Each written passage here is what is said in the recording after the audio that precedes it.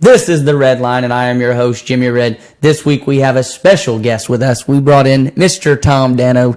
He comes in with us to have a little bit of fun this week on the Red Line. Yeah. So, how's it feel to be here? I feel good. I'm excited. Am I the first guest? Yes, you're the first guest on the Red Line since we started on episode 9 here. Do I get any kind of gift bag or anything? I got one over here. I'm gonna give it to you afterwards. Cool, I can't spoil the surprise to everybody. So, all right, I appreciate that. Yeah. Yes, sir. So, a lot of stuff going on in sports this week. Yeah. You know, you had NFL happen.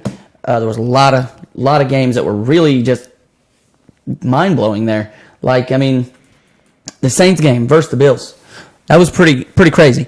I mean, if you look at the Bills, you know they got a good run defense, and all the Saints did was just run all over them all day. Yep. And that was crazy to see a 47-10 win by the Saints, I think. I saw a little closer there, especially with the run defense. Yeah, it really nailed home for me that because for a while people were looking at the Bills as someone that could contend with the Pats in the AFC. Definitely. And that, not anymore. You know, I mean, they ran all over them.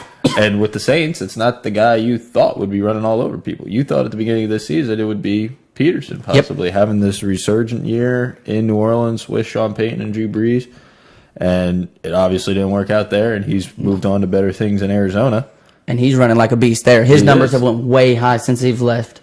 So his numbers are up. The running game for New Orleans is up, which is a mind blower. You wouldn't think that, especially with them having Drew Brees there. Right. So his numbers, they're about the same. They're not up. They're about the same as the Drew Brees, but their running game is incredible this year. And the Saints really need it. Because if they didn't have a strong running game this year, you could see the decline of Drew Brees. He's not the quarterback he used to be. They don't have the receiving core they used to have. And that running game is really keeping the Saints relevant for at least this season. That Brandon Cooks move hurt them, I think. Yeah. And it really helped out New England. Oh, yeah. The other one that I'm shocked by, you said one of the contenders to contend with, the Bears and the Packers. Old Brett Hundley got his first win in a rival game, one of the biggest rival games there is in football. He goes out there and he gets the W. And for Brett Hundley to go out there and get that win, I think that answers a lot of critics. I understand it's the Bears. But at the same time, it says, can the kid win in the NFL? And he shows he can win. And I think that's going to put the team behind him and make them rally. Although the coach already is, McCarthy. I think now the team sees he can win, and now they're going to go in and rally for him. What do you think? I think that Aaron Rodgers means so darn much to that Green Bay Packers team. And you see with Brett Hundley, he's doing an okay job. By all means, his stats aren't terrible. No. He's an average quarterback in this league, right? Yes. He's been coming off the bench, but the numbers he puts up shows that he could be an adequate starter for a team in the NFL, right? Yes. But what keeps the Packers good and contending for championships is Aaron Rodgers. Yes, it is. So, I mean, he's it's always interesting to see in sports how a guy's value can increase even when he's not playing.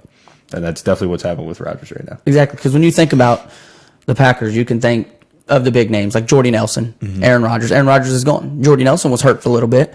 But then you say, Clay Matthews on defense. A lot of people don't know this, but Clay Matthews didn't get to start until his senior year, and he was a walk-on. Yeah. And now he's an elite guy. So he's not really a guy that was known elite in college. Right. He made himself that way just by hard work. So to me, that was pretty incredible that they gave Brett Hundley that chance, even though he is a third-year man, that he can go out there and do that. Let's see here. The game that was absolutely crazy there, I thought, was the one where the Falcons played the Cowboys. Man, that I think that shows how valuable Zeke is to the Cowboys right there. I think it really shows. Does it show how valuable Zeke is to the Cowboys, or just what the hell is going on with the Cowboys' offensive line? Oh, man, their offensive line looked a little rough. I mean, they only had one touchdown altogether because they had 7 points. Yeah. And Dak he struggled through the air. He didn't have time to throw it. Nothing. He ended up with 176 yards, I think is what it was. And it was just a bad day for them all around. I mean, he couldn't find nobody. He had no time to throw. But Matt Ryan, he had a all right day. It wasn't incredible. He threw for 2 touchdowns for only 200 yards, but they were completely outpowered there. Yeah.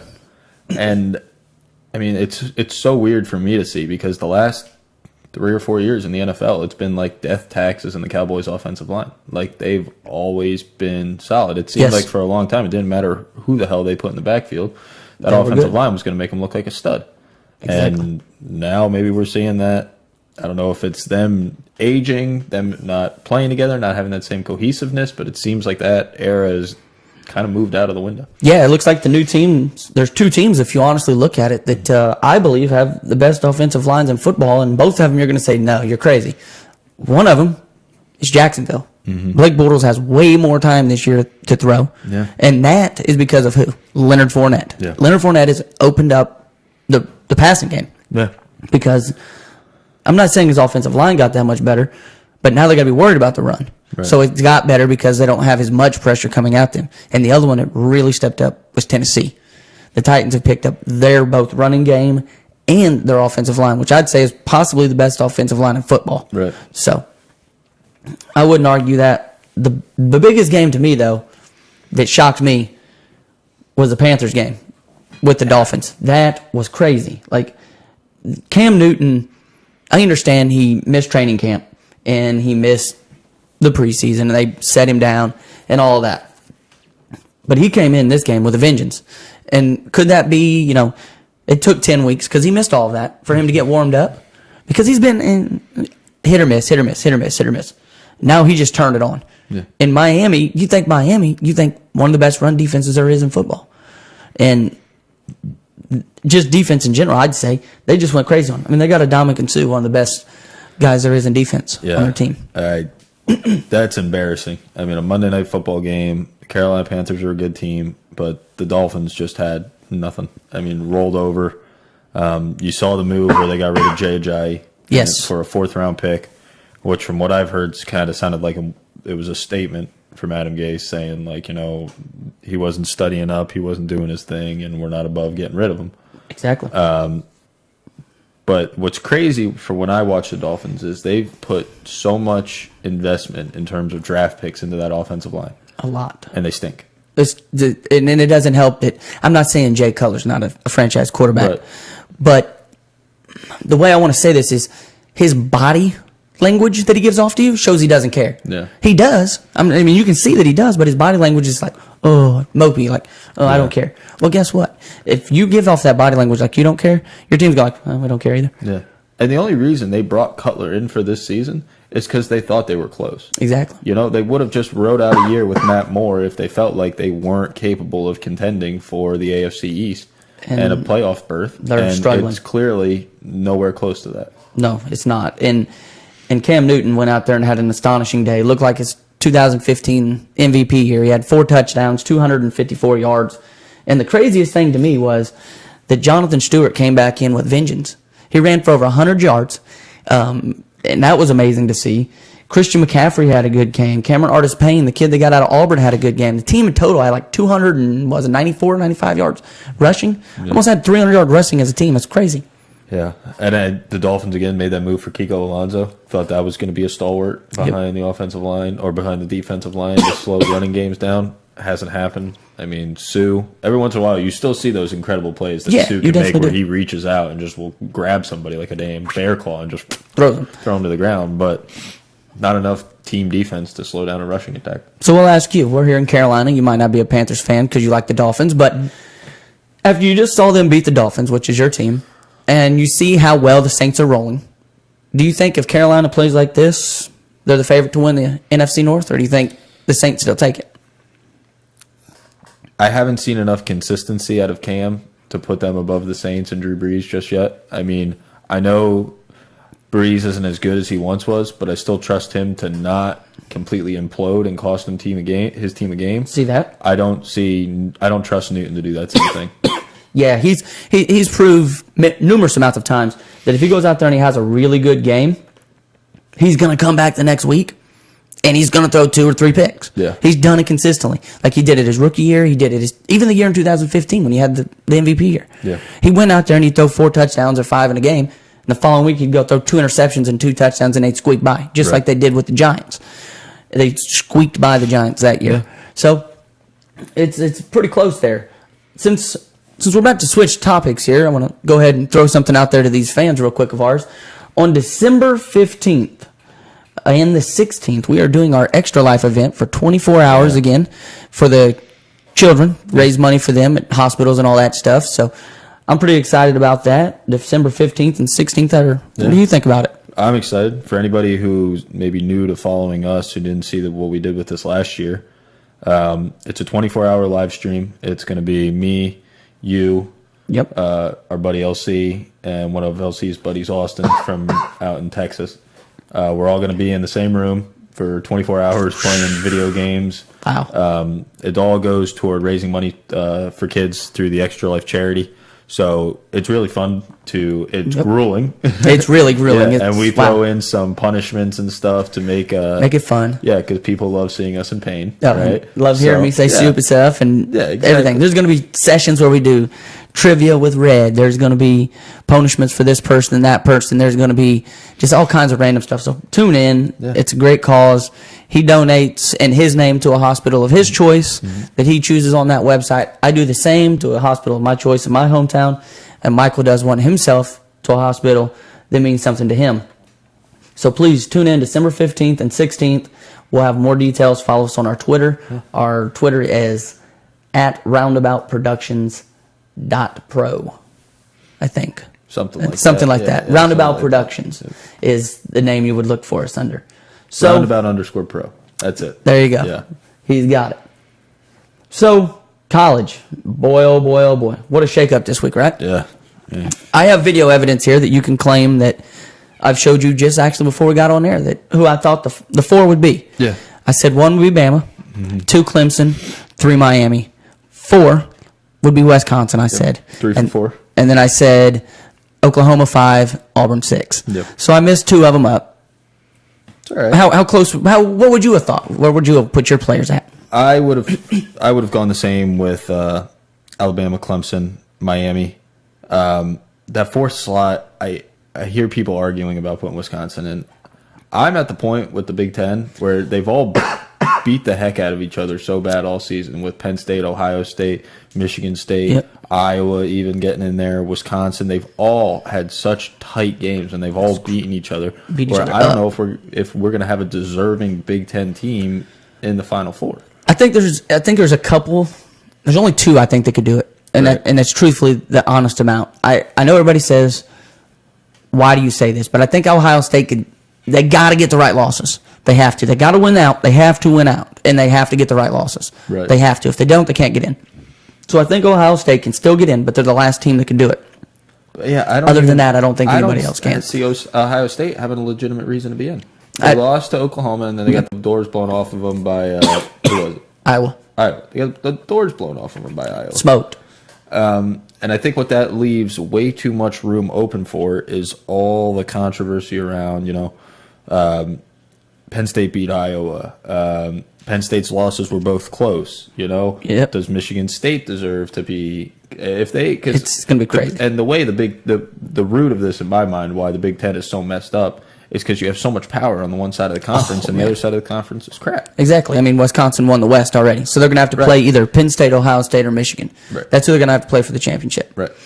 Who do they play over there? They play like nobody. They play Minnesota's, Maryland's, Rutgers. I mean, don't get me wrong. Maryland went and beat Texas. That's my team, but yeah. So, but you know what I'm saying? It's so stacked on one side of the conference. So you have Penn State, Michigan State, Ohio State, beat Michigan, all playing. All good teams. I think those 4 teams are all better than Wisconsin, if you got right down to it. The only reason I put Wisconsin is because A, they're unbeaten, and B, they have locked up the Big Ten West. Yeah. So they basically, even if they're 5, it doesn't matter. They hold their own destiny. At 4 or 5, they hold their own destiny because you got 2 ACC schools in there, 3 and 2. Right. So one of them's going to lose. You can't have them both in there. But Somebody's going to lose. Wisconsin's undefeated. They play Ohio State in the Big Ten championship. And they lose? And Ohio State blows the doors off them. I think Ohio State, it depends. It depends on what happens with the Alabama-Auburn game, though, too. If Auburn beats Alabama, that puts Auburn in and knocks Alabama out, which I think drops Alabama below Ohio State, and Ohio State will get in. I don't think there's a way Alabama doesn't make the Final Four. I think presuming they win out the regular season, even if they lose a close game in the SEC championship. But think about it. But they won't go to the SEC championship if they get beat by Auburn. If there's one team where you're like, okay, their reputation alone should just get them in, it's Bama. I mean, Because when they play Auburn in the Iron Bowl, the winner of that is going to face most likely Georgia. I'd say it's probably going to be Georgia in the Mercedes-Benz Stadium, the new one. It's going to be in the new stadium. Hello, kitty. It's going to be in the new stadium, so it's basically going to be a home game for Georgia. But it's going to be pretty much a home game for Alabama or Auburn, either one too, because it's so close to those two places. Yeah. So the SEC game this year is going to be, I think, pretty crazy. But we saw what happened with Georgia when they got their doors blown off this weekend by Auburn. And if Auburn plays the way they play, I don't see anybody in this country beating them. Even Alabama, because Alabama's got 4 hurt linebackers this year, and they're done for the year. So it's going to be hard for them, I think, to be able to overcome that. The one that was really shocking to me, though, in college this week, probably the biggest shock, was the Notre Dame-Miami game. Yeah, how about that? What about that? I mean, did anybody see that coming? I certainly did not. I don't think anyone saw.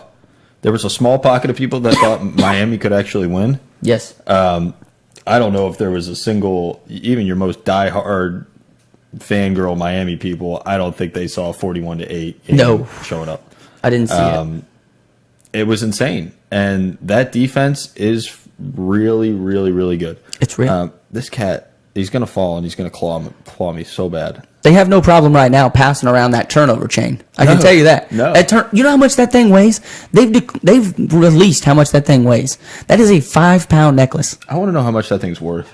I don't know if it's real, but if it's real, either way, wow. It's a funny answer, right? Yeah. Like if you do some digging and you find out that turnover chain's worth like $5,000, you're like, oh my God, what a waste of money. Yeah. But then if you find out it's worth like $50, you're like, what a bunch of idiots. You're like, running around with a $50 chain. And this thing weighs like 5 pounds. They're like, yeah, they pass around this 5-pound chain for winning. I'm like, holy smokes, for taking turnovers. And they had no problem with turnovers this weekend. They handed it around a whole bunch. Let me see how many they exactly did here. And turnovers, I don't know. They forced... Was it 4, wasn't it? 4 turnovers. And they had 4 last weekend against Vatek, too, didn't they? Yeah, that's what I mean. So they've had 8 turnovers in the last 2 weeks, and they've had no problem. They look like they're rolling. If Miami can generate, obviously asking for 4 turnovers in a game on a regular basis is far-fetched, right? Yes, but if they can generate even 2 turnovers a game, you have to give them a chance against a team like Alabama or a team like Clemson. And yes. And it's when you have a defense that can do that kind of game breaking, your offense, which their offense is okay, it's not great. A lot of talent. I don't think they really know how to play together. They thought they were 1 year away, and they even said that themselves. They said, we're 1 year away, we think, from being to that next level. And they surprised themselves. Yeah. I mean, and it's crazy that they've done that.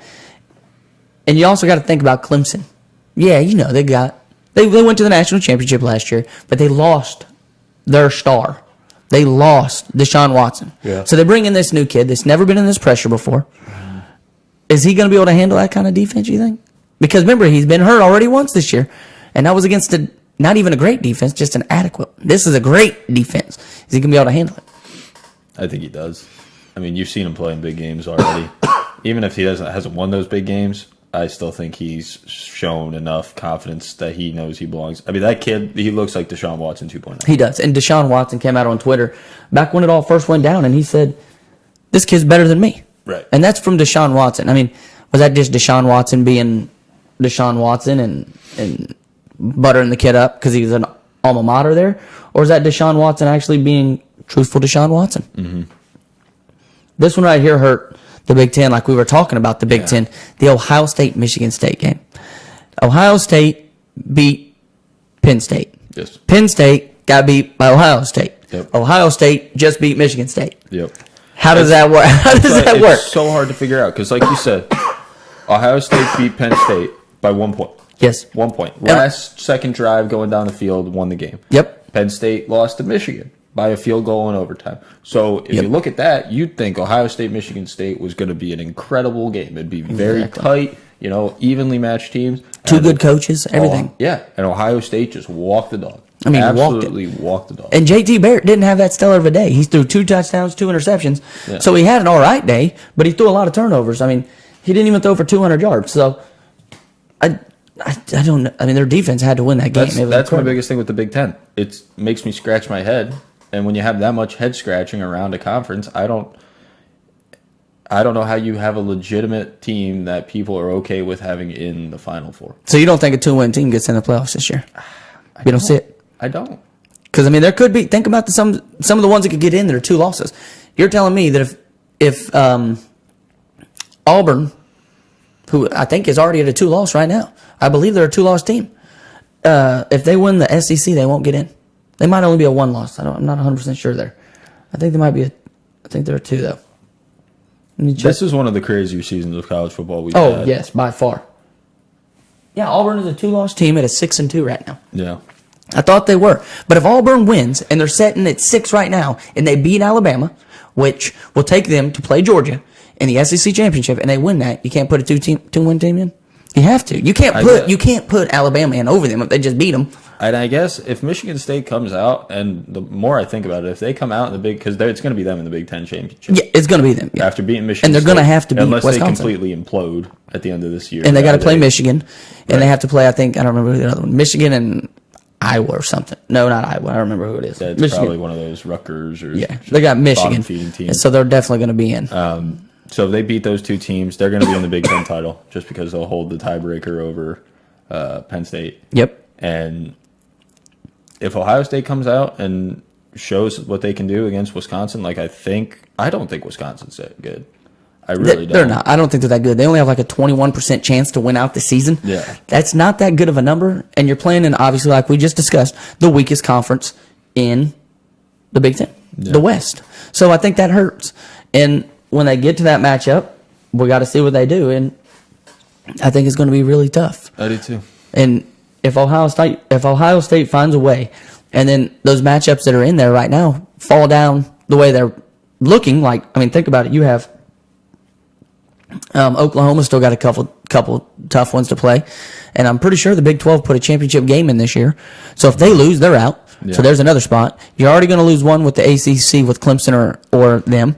So you got one other one falling out there. Yep. And you could have more fall if Alabama gets beat by Auburn.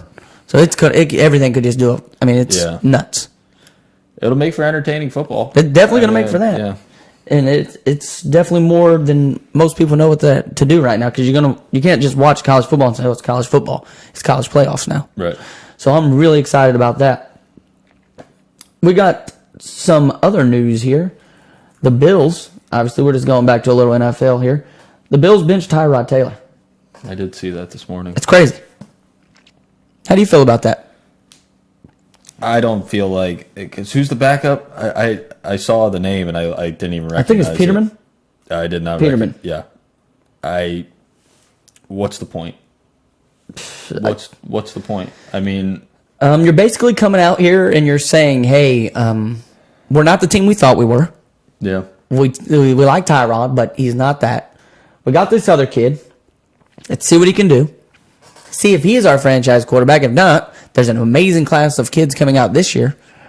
Maybe we go get one. Do you think that's what they're doing? Do you think they're throwing in the towel, tanking a little bit? There's a lot of teams that I think are going to do that. I think the Colts did it.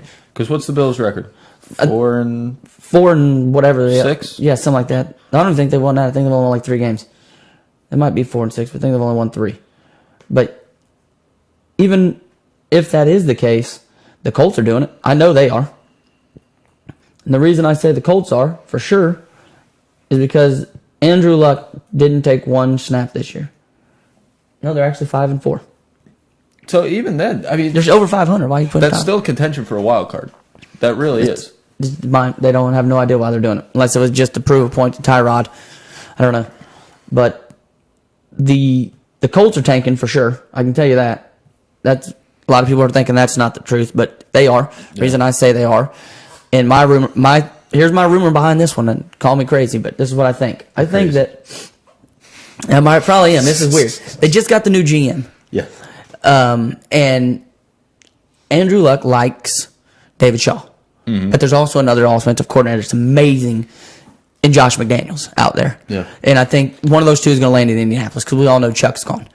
He's had numerous amounts of times to try. He's gone. We know that. So they're going to bring in a new coach. But there's nobody on that team that you can really name. I asked my mom and dad, because I'm from Indiana. I said, who's your number 2 wide receiver? I said, who's your tight end? Who's your number 3 wide receiver? Yeah. Who's your running back? I know that. It's Frank Gore. Right. Well, he's an old man. Everybody knows Frank Gore. And I said, by the way, your number 2 wide receiver is Dante Moncrief. Your number 2 is not Jacquez Rogers, is, what's his name? It's Rogers. I know that. I forgot his name. It's not Jacquez. Jacory, that's it. I want to say Jacquez, but he plays for the Packers. And I said, your tight end is Jack Doyle. I said, just so you know. They said, oh. I said, you guys you're a Colts fan, you don't even know that. So you don't even know who your own players are. So they don't have any players there. Yeah. And you got to get them. They need to rebuild. And that's what they're going to do. I think they're going to tank. Mm-hmm. And there's going to be that team. There's going to be your Bills. Like, look at the Bills. They could even fight for a playoff. Yeah. The Bills, the Jets. Any of them could say, or even the Niners. They just went and got Garoppolo. They could still say, hey, we want to trade up for one. Yeah. So there's a lot of teams that could trade up this year in the draft. There's a lot of them. And I got a thing the other day that I like to read because I know that a lot of people are on that Sam Darnold train. Yeah. They love Sam Darnold. But Todd McShay came out, my man, thank you very much, Mr. Todd McShay, and said why Mr. Josh Rosen has surpassed Sam Darnold as the best quarterback this year. He ain't going to win the Heisman. It's going to be Baker Mayfield. But Josh Rosen, I told you, the kid's a stud, man. Yeah. I don't know what to make of Darnold anymore. Going into the year, I really thought he was far and away going to be the best prospect. I thought he was going to be the Heisman winner. And he's eating it right now. He is. He's looking bad. Yeah. There's a lot of people eating their words about him too. They say he's got the heart and the want and the drive. But there was a guy like that had the heart, the want, and the drive. And his name was Jake Locker. Yeah. There was also another one. His name was Ryan Leaf. How about Mark Sanchez? There you go. School. Where'd they all go? Yeah. Mark Sanchez wedged himself straight in the New York Jets lineman's. There you go. Yeah, see? That's where he retired. I think that's how it all ended. So where'd they go? Nowhere. Yeah. So he might have the heart, but he doesn't have the starts either. Yeah. He needs more starts. He needs to come back this year. And if he does come out, I still think, and this is the worst part, I hate to say this, but if he does come out, I think the Browns are stupid enough to still take him at the first pick of the draft. Oh, yeah. They're that stupid. Oh, yeah, absolutely. Like, they know Josh Rosen's better, but they're like, we're going to take Sam Darnold just because we think so. I don't put it above the Cleveland Browns just, like, completely butchering someone's name and end up drafting, like, James Mellick. You know? Yeah, that'd be all. I'd be like, what? Yeah. And I'd have to walk on stage. That'd be crazy. You need the helmet. You got the hair and everything. Looking good, ain't it? Yeah, the orange helmet. You got the orange hair. I got the stripe already. All I'd have to do is paint the face mask on. Yeah, you can do it. I'm doing it. Let's do it. So immediately put in the concussion protocol. Right into like the second you step on the facilities, the premises. You're like, oh god, I think this guy's concussed. I'm gonna say he's done. He's done. Pull him out of here. So we're gonna get on some subjects of stuff that is meaningful to you. Yeah, we know you're on some podcasts we did before this. Before we made the RedLine, we had one we all did together. Mm-hmm. Something you were a big fan of. Someone you were a big fan of. Yeah. That's all I'm gonna say, and I'll say his name. But Ben Simmons. Yes. How do you feel about your boy? I could not feel any better about the way Ben looks. Not even just in terms of how he's playing individually, but the way he fits into that offense. He fits in well. And again, people are already saying that Markelle Fultz is a bust. But, I mean, he very well could be. He very well could be, but I did see I forget who said it, but it was a good comment about how the Sixers have gotten Embiid, Simmons, who are both injury-prone guys, right? And at the moment, they look like they're going to be just fine. Embiid's minutes restrictions is pretty much gone. He played over 36 minutes the other night. Ben looks completely healthy. He's tearing up the court. So I'm willing to pump the brakes and just kind of like, okay, let Markelle kind of chill, let the medical staff, because I didn't trust the medical staff at the beginning, honestly. And I'm right there with you. But seeing Embiid and Simmons, the way they've played at the beginning of this season and the way they seem to be healthy, has earned me some trust. But Ben he's a different kind of player. He is. He's a different kind of player. He really is. I mean, he's listed as a point guard, and he's every bit of, 6 foot? I think he's 6'9". Yeah. 6'10", something like that. 6'9", 6'10", somewhere in there. He's a big guy. I've seen pictures of him next to Embiid, who's listed at over 7 feet tall, and he's darn near as tall as Embiid. Yeah, he's tall. He's a tall kid. And you've seen his ability to distribute the ball. He can do that, for sure. He's got an incredible instinct for just putting the ball in the right place. He's got incredible ball handling. Would you say he's better than Alonzo? And ball handling? Ball distribution. Ball distribution? Yes. You'd say yes. Well, it's hard to say with Lonzo because I do think Ben's got more weapons around him right now than Lonzo does. Yeah, Lonzo's only got like 2. It's got Brandon Ingram, and that's about it. Right. I mean, by all accounts, Embiid looks like an all-star. If he stays healthy, Embiid could be an all-star. Redick is an incredible role player. JJ Redick's amazing. That's one of the best pickups the Sixers have had. And you told me I was crazy when I said he was going to be a good pickup. You're like, nah, I was like, I told you, Redick's going to be amazing. I don't think Redick's with us for more than 1 year, but he's great for this season. It gives us a lot more confidence. You had to have Redick. You had to have that man who could take these young kids and show them how to win, because did that numerous amounts of times. He did it in Orlando. He did it in L.A. with the Clippers, so he knows how to win. So there's an article here I just brought up to show you, just so you can see the title of it, and it says, what does it say there? Why Ben Simmons might be the best all-around rookie ever. My dirty talk, man. Just figured I'd let you read that article. It's like some softcore porn you got. I don't know if you know his stats on the year here, but he's like 17 points a game. Yeah. 9 rebounds, and I think it's 7 assists or something like that. Yeah, something like that, yeah. 7 assists. He's good for something like that. darn close to a triple-double every night. That's his average on the year. I think it's 17, 9, and 7. I saw that this morning when I woke up on ESPN. So we're actually going to get to find out, because there is a lot of stuff between those two, Lonzo and the Sixers and Ben Simmons. We find that out Friday night. They play each other Friday night on ESPN at 10:30. They play each other tonight. No, I thought it was Friday night. I think it's Friday night. I thought it was Friday night, bud. I could have been looking wrong, but I thought it was a Friday night matchup on ESPN. Or it might have been Wednesday night. I don't remember. It's tonight. Is it tonight? It's tonight. Okay, maybe. 10:30, Wednesday night. I was half 10:30 asleep. on ESPN. That's okay. It's okay. I knew they played each other, so we're going to get to find out. I'm still not going to stay up. You're not going to watch it? I can't make it to Oh, 10:30. see, I messed up the day there, but it's okay. I knew they were playing. I wish it was a Friday 10:30 game because I'd stay up and watch it. I'm gonna try to watch it when I get out of class tonight. I'm pretty excited to see that. I want to see how those two play, and now I think that game really makes a difference, though, in more than one way. I think that makes a difference for LeBron. Because if Lonzo can perform well and show he's one of the up-and-coming young kids, I think LeBron goes to L.A. for sure. Yeah. But he has to he's got to show he can. I don't know if this game in particular. I think this whole season for the Clippers. The whole season. Or for the Clippers. The Lakers, yeah. I think it's true. And it's going to be a big persuasion on Paul George. That's like telling me that if Paul George if they win, I don't know, say the Lakers win 40 games. Yeah. Paul George and LeBron are worth 15 themselves. Did you see the interview with Maverick Carter where he started talking about how, LeBron doesn't think about anything, what he's doing next year until this season is over. Yeah, that's that's laughable. That almost made me laugh out loud. I was like, you got to be kidding me. Speaking of LeBron, did you see that thing he got in with this weekend or this 2 days? With the Knicks? Yeah.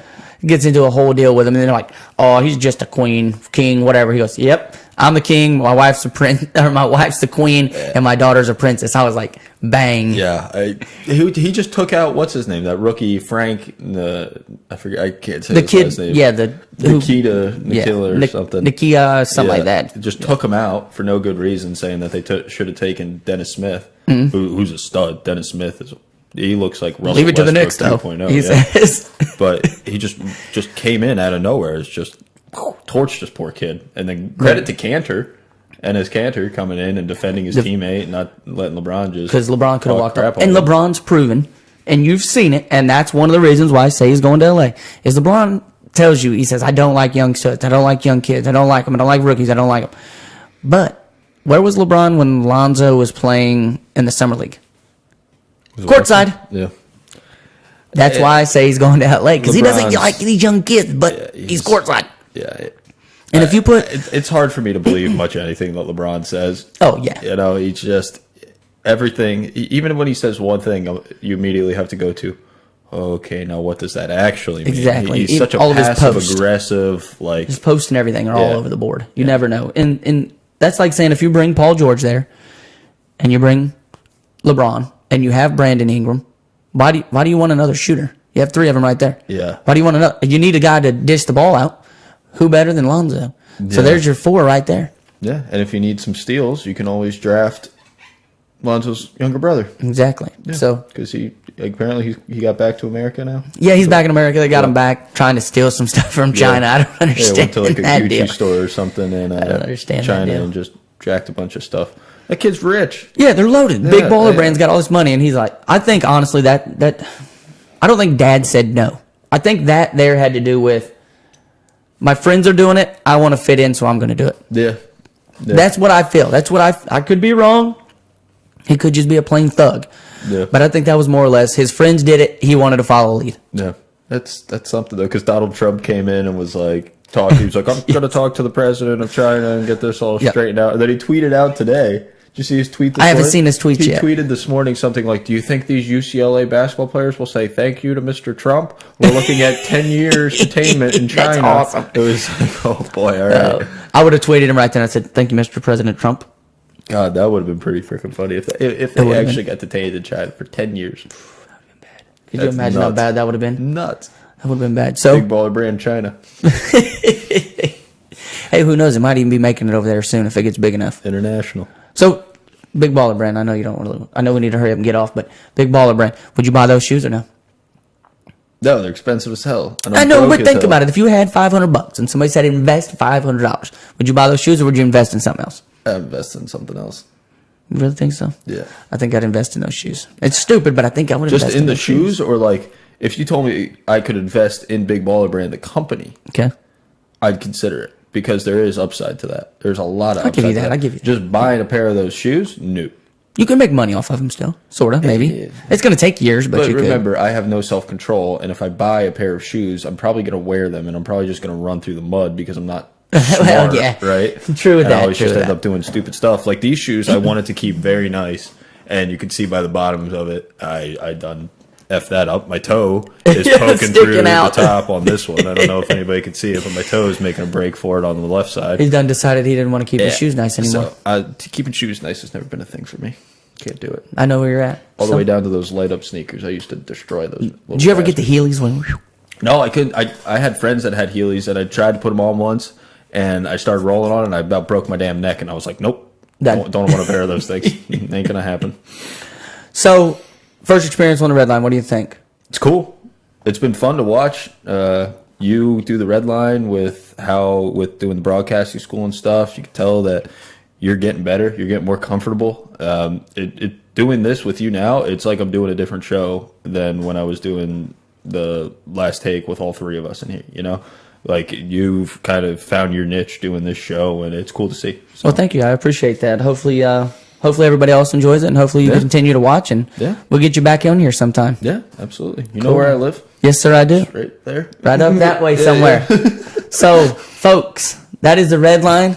That's Tom Dano. He's the special guest this week, and that was episode 9. So make sure you tune in next week for the Red Line. Thanks. I'm going to go get my gift bag.